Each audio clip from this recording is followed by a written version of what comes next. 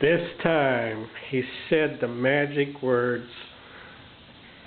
Now, I'd done this hood, I did the top of the fenders, and we had to get a stripe, because this red stripe is painted on.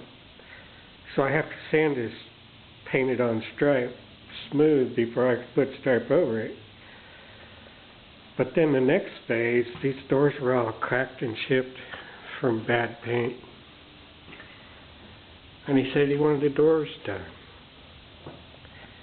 Well, I can't paint silver, new silver, and make it look like the old silver. So that led me to painting the silver on this side, since we've already painted the silver on the other side.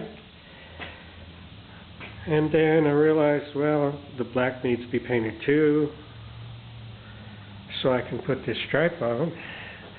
And that carried on to the tailgate, which was pretty damned rough. So, okay, we're going to paint the top of the tailgate too. And of course, this is a new bedside, so this is all new paint here. So I'll move on to the door on the right side for the next part of it.